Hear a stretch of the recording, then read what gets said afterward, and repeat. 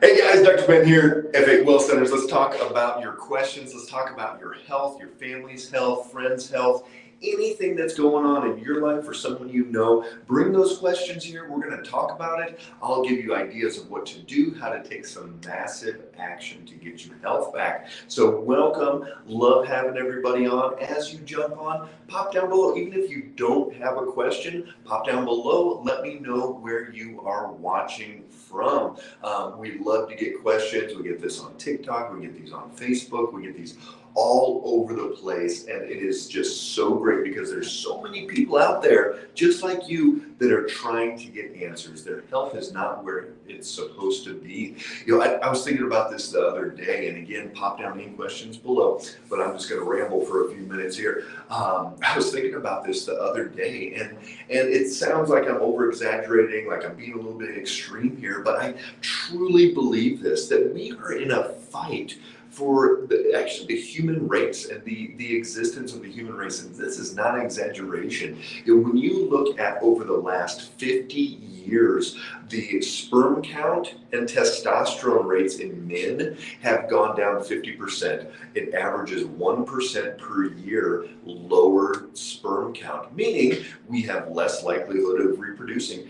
Women have doubled. They've gone up a good 50% in the number of miscarriages in the last 50 years. So when you match up decreased sperm count and increased miscarriage, guess what? There's less reproduction, there's less of an ability to carry on the human race. And these things are not just because we're devolving, that we're, oh, well, that's part of our evolution process. No, this is happening for very specific reasons. And we've got to look at the toxic burden on our body. We've got to look at hormonal effects. We've got to look at metabolic syndrome. All of these different things are truly, they talk about, oh, there's too many people and we're running out of resources and all of that. But I'm here to tell you, in the next 50 years, unless we take massive action with our health, with true wellness inside of us, we will never be able to get to that point of this overpopulation and all those things. It's just not going to happen.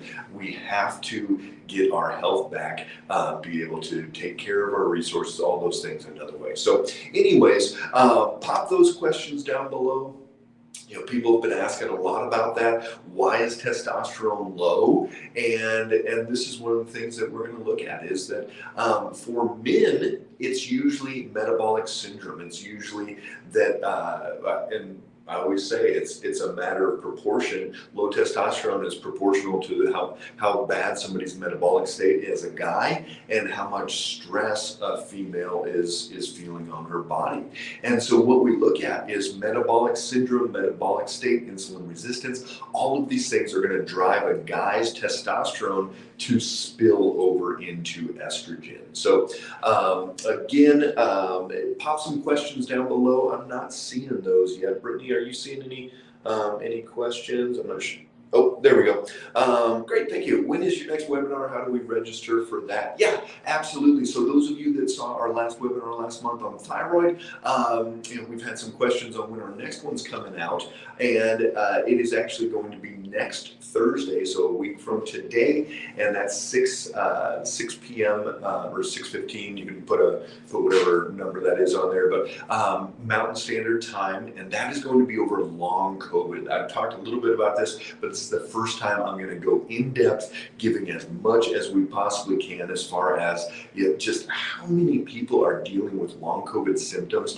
It is amazing how many people are having these issues, all the way from brain fog to inflammation to autoimmune diseases get revved up, all types of different things. We're going to be getting into that, spending about an hour together. So when you register that's actually going to be a Zoom link, and so it'll be over Zoom. It's not going to be Facebook Live, but anybody and everybody can come to that. So make sure you get that registration. There's a link right there. If you are on our email list, make sure that You're getting our emails. One just went out this morning. If you did not get that, check your junk mail. But if you are not getting those or you're not on it, send that email over. You can drop that down below or direct message us, and we'll go from there. Kendra, what are some other things I should be looking into with elevated bilirubin besides Gilbert syndrome? Other reasons, causes for this elevation. So this is something we see with maybe 5% of the population, maybe 3%. So Gilbert syndrome is basically where the body makes some more bilirubin. And so bilirubin is one of the markers that we look at for liver, gallbladder. It has to do with those systems there. So, and my bilirubin used to be high when I would used to check blood work. It used to be high. Now it's not. And a huge part of that, I didn't take any specific supplement. I didn't do anything different. All I did was change my other systems that were out of balance. I worked on my liver, worked on my gut, worked on my adrenals, made sure I was detoxifying as well as I needed to, made sure my gallbladder was working like it needed to. Looking at these different systems is really what we're looking at. There's no one thing that goes, oh yeah, when you've got this high, you've got high bilirubin. It doesn't really work that way. It is going to come down to what can we do to make the body as healthy as possible. I would absolutely look into the liver, look at the gallbladder, make sure that you've got enough bile coming out, make sure the liver's detoxifying, doing some things like that. So great question there, Kendra. So again, any questions at all, guys, pop those down below. I'm going to stay on as long as you guys have questions, as long as we're going through some things. So I had another question come in this week, and what is pregnenolone? Is there a pregnenolone steal? What's going on with this? And that's a great question. It's a little bit more technical, but this is something that we see a lot of with patients. So if you guys remember, I've talked a lot about how cholesterol can turn down into cortisol, or it can go over into DHEA, testosterone, estrogen, some of those things. And so what happens is pregnenolone is what is before we turn into these other pathways. So it goes cholesterol, pregnenolone, the progesterone, and DHEA. So when people see, oh, I have low pregnenolone, the first thing they start thinking about is what are we going to do to boost up that pregnenolone? But remember, it's a pregnenolone steal. So the more stressed out somebody is, this is what we're talking about with women, the more stressed out somebody is, the more they're shunting that over into the cortisol, the less they're going to make their testosterone. And so pregnenolone, sure, that's going to be an indicator that you may be deficient and stealing that. But you can take pregnenolone supplement, but that's not going to fix the problem. You got to fix the why that somebody is stealing that DHEA as well. Hey, Richie, good to see you. My candida came back high. COVID last August, treating with Cansol and Interface Plus for biofilm. Sinuses are inflamed. Have you seen this with COVID also? Doing low yeast and gluten-free. Yes, Richie, it is crazy the number of things that we've seen post-COVID shot. They both have that spike protein. They're both going to be stimulating similar inflammatory pathways in the body. So we've seen a lot of different things. I'm not surprised that happened. We've seen people's guts flare up. We've seen people's autoimmune systems flare up, all these different things. But you really got to go back to the basics when you're thinking about COVID long haul, things that have been flared up. So yes, your candida came back. Why? Your body got depleted enough, it was not able to keep that down. It was not able to suppress the candida. And so, yes, you need to do a kill off, and then you need to bring in good bacteria and really build that up. You may need to do that 2 or 3 rounds to go through in there. I'll bring this one up. Also, doing low yeast and gluten-free, absolutely. I would consider, if it's really bad, kind of an anti-yeast, a candida diet, where you're going into almost no fruit, no sugar, no refined carbohydrates, even looking at gluten-free grains I would stay away from. Just keep it meat, veggies, good fats. That's going to, 1, keep your blood sugar as steady as possible, but that's also 2, not going to feed the yeast as well. And then Richie, I also have Crohn's. So here's Crohn's. Crohn's is an autoimmune disease. So I guarantee, Richie, that by you having COVID, your Crohn's got activated as well. Your autoimmune got activated. We've seen that so many times. So what do you have to do? Again, go back to the basics. Look at blood sugar, look at adrenals, look at leaky gut, look at vitamin D levels, look at any type of estrogenic events, hormone imbalances in the body. Look at your liver. Brittany, go ahead and pop a video on autoimmune down below from YouTube. If you guys have not seen our YouTube channel, we've got over 600 videos on there, tons of information. You can search it way easier than on Facebook or other platforms. And we put all of our videos, so if you miss it on Facebook, you can jump onto YouTube even within a couple hours. It will be posted on there as well. So you've got to calm down that autoimmune. Felicia, what are your go-to supplements and vitamins to keep the system strong? So I'm assuming, Felicia, you're talking about the immune system or just the body in general, but I'll go through a few things that I look at and we think about, okay, how do we keep one, the immune system as strong as possible? So I always say you can't out-supplement a weakened immune system. So we sell supplements all the time in the office. We have patients take supplements. We don't load them up on 20 different things at a time. But what we will do is get them very specific for what they have going on. So obviously I'm well versed in supplementation and nutritional support and all those things. But think about this. If you're depleting your immune system and really not getting it cranking like you need to, what we look at is what's depleting it in the first place. And so then you look at, okay, could it be a blood sugar thing?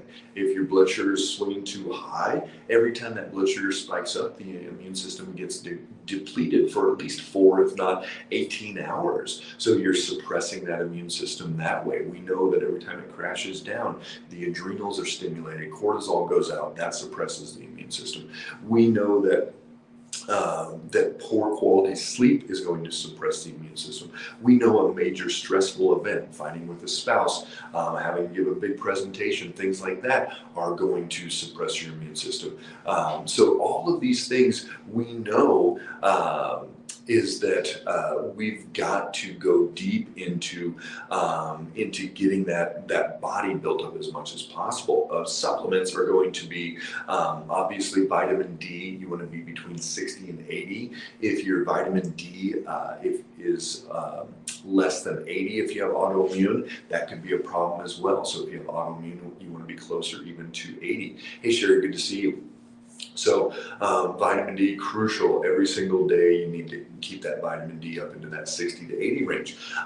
You need to be looking at, if you're feeling like you're coming down with something, yes, keep some zinc on hand. Don't take zinc every single day, but keep zinc on hand, and you can do it in spurts, 2, 3, 4 weeks at a time are going to be great. You want to go through the process of looking at some of the other things, quercetin, the vitamin C, having those on hand if you do come down with something. As far as just general health goes and keeping your immune system or your general system strong, your body strong, Felicia, you want to look at taking a good quality fish oil is going to be great. You want to be taking some specific support for any systems that you have going on. I ran my blood work a few months ago, so I'm taking a few things designed specifically to help and support those systems. So if you're not running your blood work on a regular basis, you've got to know how to keep your system strong. So great question there. Let's go here.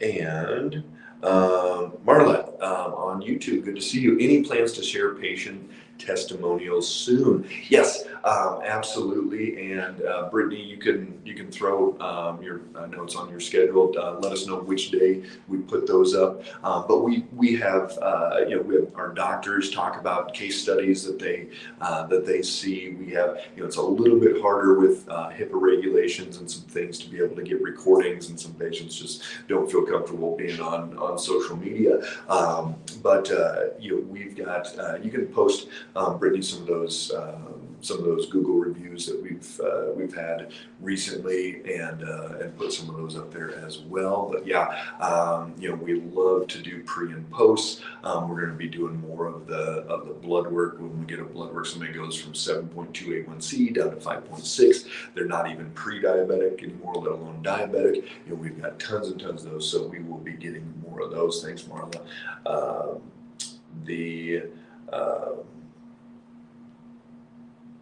Any companies that are legit for supplements. Felicia, we are very particular about who we use for supplementation. Don't just go to Walgreens, don't just go to Costco. These are not verified companies. They're not verifying the actual product, the raw material that's coming in. That's something that the companies that we use, we are very particular. Every single one of them, they test the batches coming in, they test the batches going out. We know what is on the label is truly what is in our supplement. So everything, Brittany, if you want to pop down the Will Store address there, every supplement we use is 100% legit, and it's stuff that I take personally, my family takes personally, and we have to use that with our patients, because we're not just throwing out 10,000 bottles of glucosamine and then hoping people get results. We're doing it one-on-one with patients, and we're going to be able to see blood work, we're going to be able to see symptoms, and if they're not changing, we know that we can't just go, maybe it wasn't a good product. We have to know and take out that variability. So again, guys, thanks for jumping on. Pop questions down below. We're getting some more jumping in here. I'm going to stay as long as we need to. We will get through as many questions as we possibly can. And again, if you did not get our email this morning, pop your email address down below. We send out tons of information, even things that we can't talk about on social media. And you'll also be getting a link to that webinar next Thursday evening. We're going to be going over long COVID symptoms, all the things that you need to be knowing about what is going on. The research has shown at least a quarter of the people that have had COVID are still dealing with those issues. This is Dar. I take vitamin D regularly, but last test was down even further. Yes, I have gut problems, but man, all right, Dar. This is, a lot of people are going to be like, this guy's crazy. But getting into a tanning bed could be one of the best things for you. If you're not going to get outside between 11 and 1 every day and get that good quality sunlight, you could get into a tanning bed even like 10 minutes once or twice a week. And I've seen that consistently, the vitamin D go up. And that amount is not going to contribute to skin cancer or anything like that. You're not getting to that lady in Florida that's got leather skin and just so dark you can't even believe it. You're not going to do that. But that's going to be a great way to do it. You may just not absorb your vitamin D very well, but it could also be the quality of the vitamin D. Brittany, go ahead and pop a link to the vitamin D down for DAR that we use with our patients, that I take personally, my family takes, everything, and we see time and again that it works if you get the good quality one. But getting out into the sun or a tanning bed could absolutely be helpful. When taking supplements, how long do you wait till check blood work? So what we do with patients, again, and I'll just go off of that, is we do the initial blood work. We do 3 months of massive action. We do all kinds of stuff, cleanses and supplements and blood sugar monitoring, all these things. And then at 3 months, we do another blood work. And then at another 3 months, we do another blood work. So if you have a lot going on and you're working on things actively, a 3-month window is enough time for your cells to start replicating, spilling over, all types of good changes to be taking place. Then we have, this is Jenny, possibly have interstitial cystitis, I'm guessing I see. Haven't been to a urologist yet. Any suggestions to help with the burning? I've had urine tests and no infection has been going on since December. It's gotten better than it was, but not 100% yet. There's some people that look at IC as an autoimmune condition, Jenny. So you've got to take that step back. You've got to dig deep into what systems are out of balance. Almost every single person we work with that condition, yes, there's things you can do with visceral manipulation. So there's massage therapists, chiropractors, different people that will actually manually shift and pull and move around on your bladder, on your kidneys, different things that could be out of balance in there. It's also going to be a good time to go through and make sure you don't have any gut infection that can cause some irritation in there as well. But ultimately, looking at it as an autoimmune condition and just fixing as many systems as possible, and that's where you would get that big blood panel and just run through everything. This is good, not good, not good, good, good, good, and whatever's not good, boom, that's what you're working on, and you got to get that balanced out.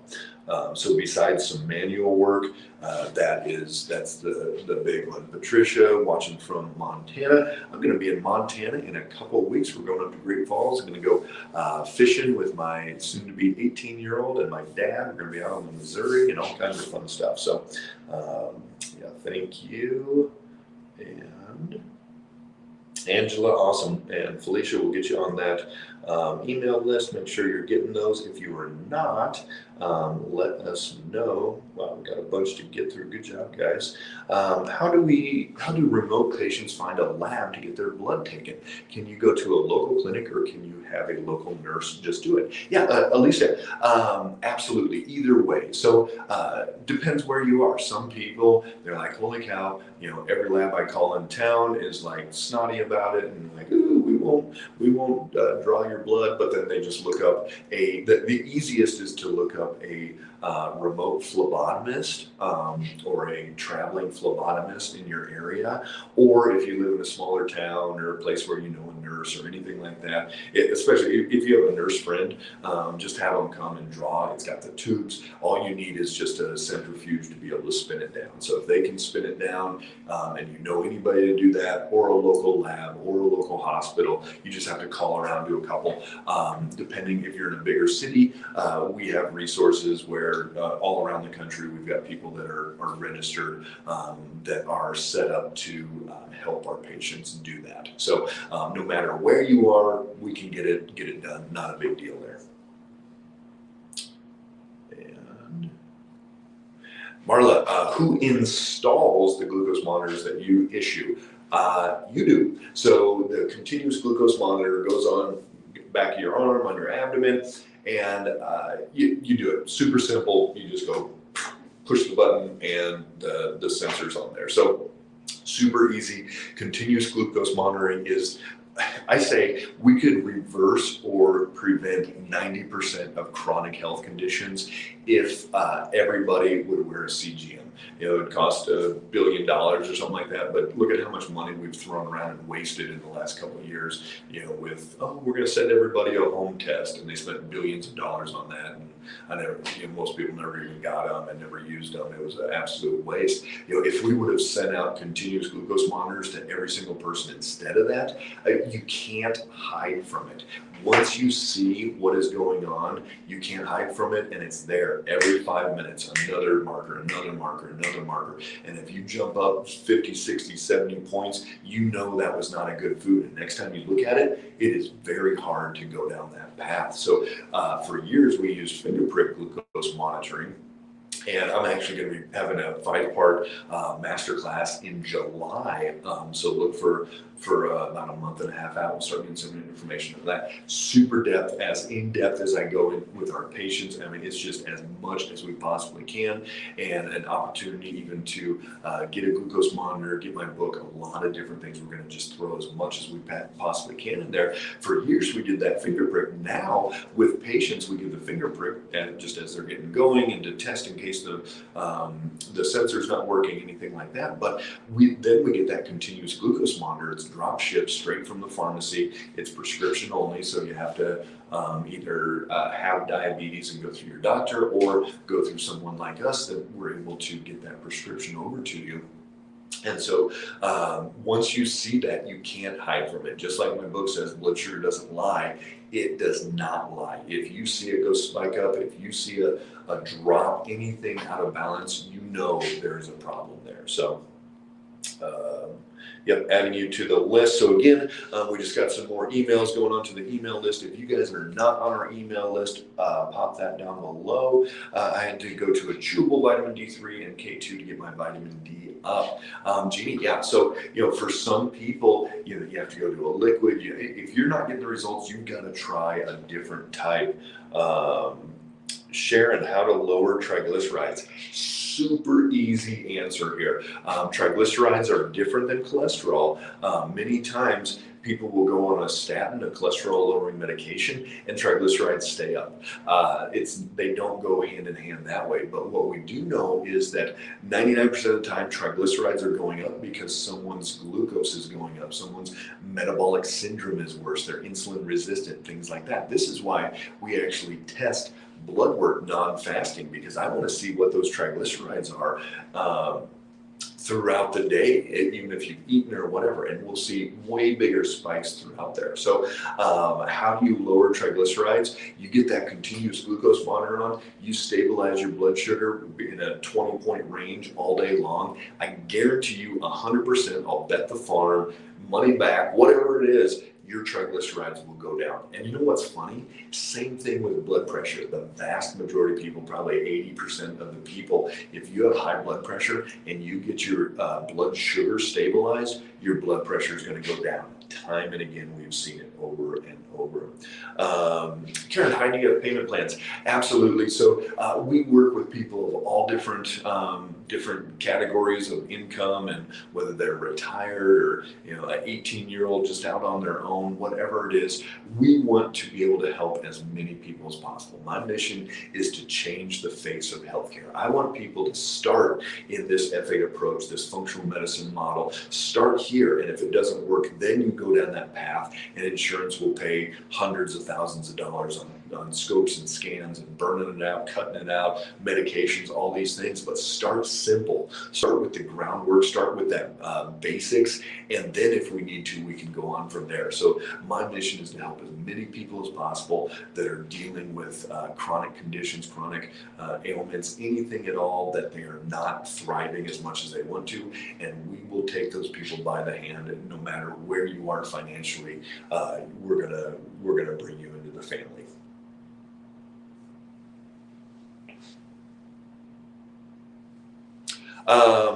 Felicia, you had gotten the call from the doctor at your Nashville site. Do I DM your people again? I'm closer to your Colorado unit. So either way, Felicia, if you want to come into the office, and we have patients that drive 4, 5, 6, 8 hours and get their brain map, get the blood work done in the office, all that, and then everything else is done remotely, or we can just set it up remotely as well. So again, sorry that you didn't get that call back, but yeah, just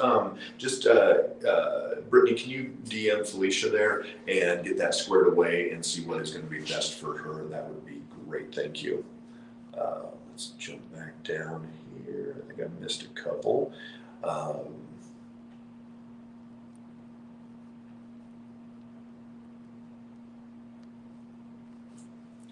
I'm having blood work done. Can I send them to you? You can send it to us. Unfortunately, it's probably not going to be enough. And this is the problem that we see with blood work all the time. This is how I say it. We're going to throw the net out wide, and then we're going to narrow it down. So throw the net out wide means we're going to look at hormones and adrenals and thyroid and liver and gut and autoimmune and all these different things, and then we're going to narrow it down. So you go to your doctor and say, hey, here's my blood work, and they go, everything looks good, it's in the okay range. Well, the okay range is the reference range, it's the average range, it's not the optimal range. So we narrow it down to the optimal range, and then we're able to say, okay, are you healthy or not? And if you're not in this range, that's what we're going to work on. So unfortunately, they probably didn't do enough, but we would love to take a look at Patricia as well and see what else you need. Stacy, my CGM readout looks like an EKG. Coffee seems to spike me up to 131 maybe, or 130. I started it 2 weeks ago, but I'm struggling to calm the highs. My finger prick is always 2 to 5 points lower. Stacy, here's the deal. You'll drive yourself crazy. You could poke your finger 7 times in a row and get numbers. It's the average, it's the general numbers that we're looking at with the CGM. We're looking for consistency. I always say this, you want it to look flatlined.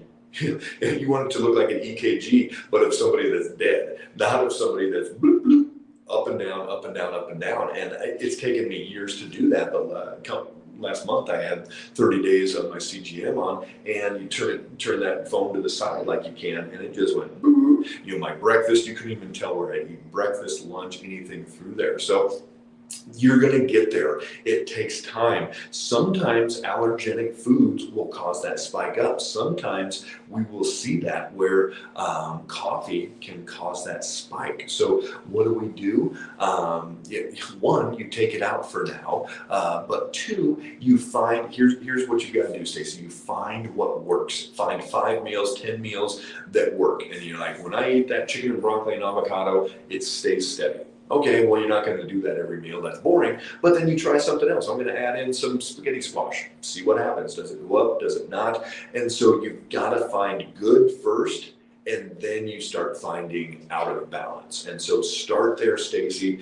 Ask your metabolic coordinator for some input, for some specifics on, hey, give me 5 meals that you think I should try that you've seen with patients that work. Try those. If they work for you, stick with those until you start expanding out and trying to see abnormal, if you know what normal looks like. But remember, you're going to see this get better over time. So I've got a firefighter, just saw him yesterday. We're about 4 or 5 months into the program. And every time he was at the fire station, his blood sugar would be up 20, 30 points higher than it was at home. He had gotten it stabilized at home, things were looking great. But when he'd go into that stressful environment, it would be up, even the exact same meal would be up higher. But even yesterday, he said that it stays steady even there now. And so after 4 or 5 months of him being consistent, working on neurofeedback, calming his brain down, doing all these things, he can now even go to the station, be on call for 48 hours and not spike up with that. So stick with it, Stacey. You're going to get it figured out. We're going to help you, and it's going to be awesome. So stay with it.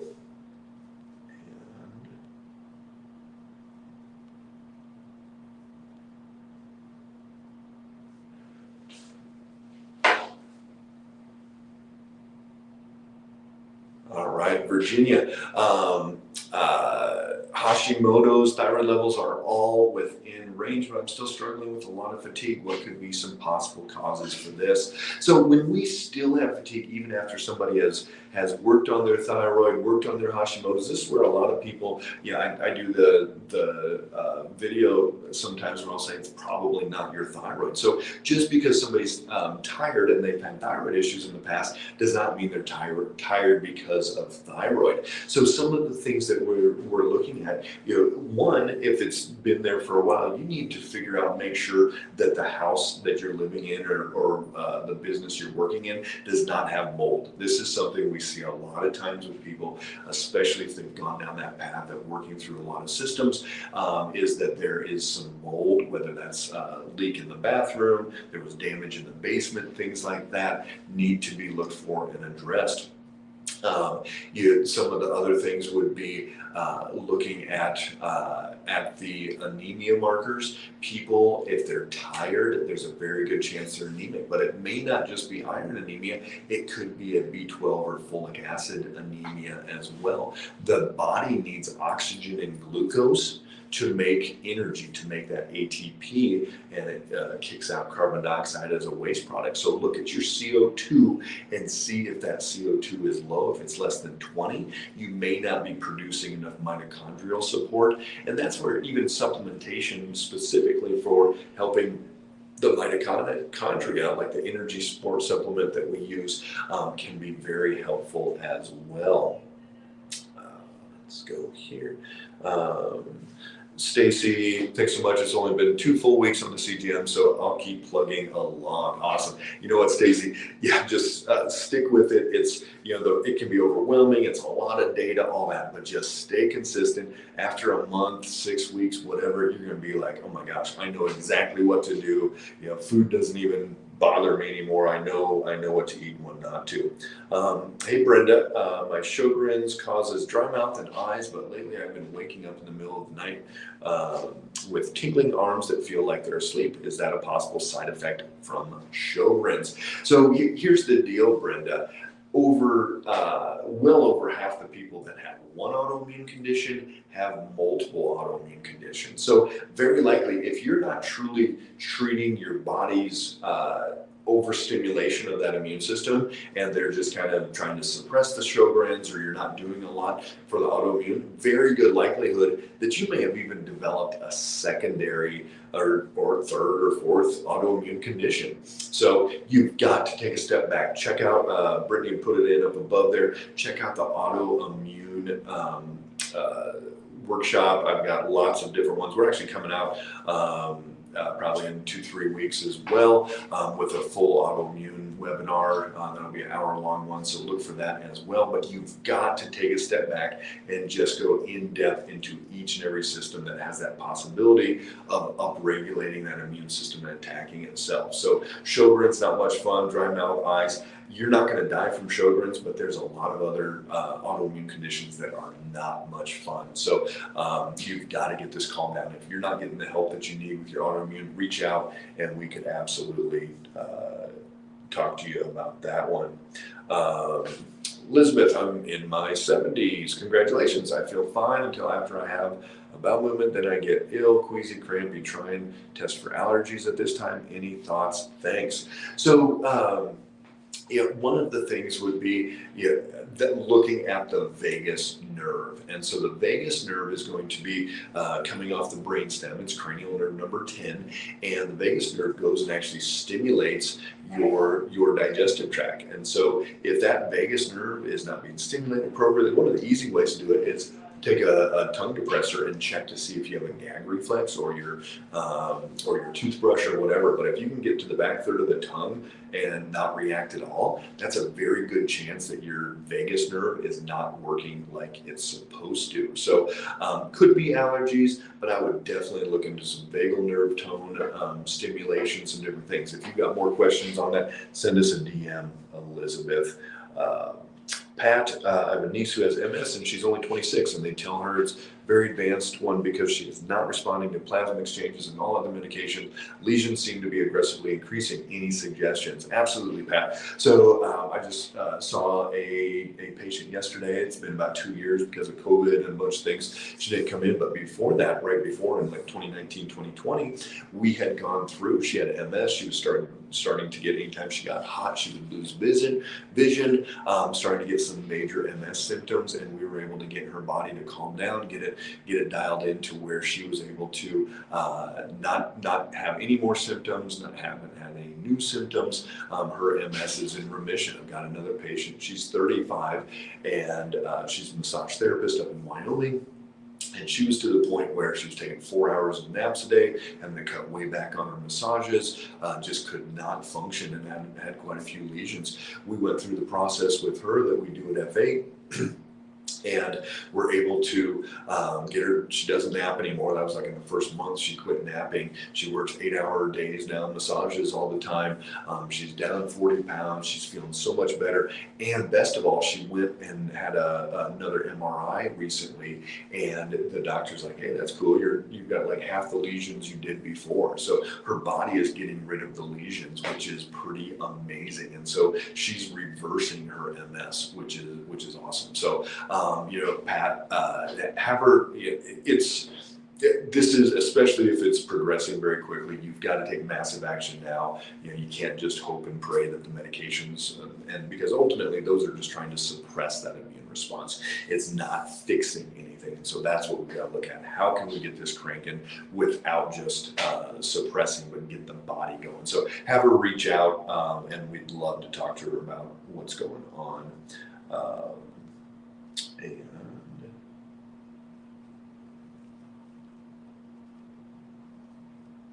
awesome. I don't see any other questions. So here's the deal, guys. Your body was meant to be healthy. It was designed to be healthy. It's your fate to be healthy. And that's what you've got to look at this. Every time that you talk to somebody that has a health condition, that you come up with some symptoms yourself or a family member, loved one, anything like that, you've got to say, okay, what are we doing that's causing the body to go haywire. It's not, God struck you with MS. There's physiological, metabolic reasons why somebody's body goes into that. And so that's what you've got to be thinking about, the why, root cause, root cause, root cause. You've got to get deep and figure out what is going on. If you need help or a loved one needs help, we are here. Reach out. We're going to give you guys the best information. You'll be able to get that blood work anywhere in this country, anywhere in the world. Let us know. Our goal is to bring this type of healthcare to the forefront of medicine. And so we're here to help. Take care, guys. And Elizabeth, thank you. You are so welcome for the post. Take care, guys.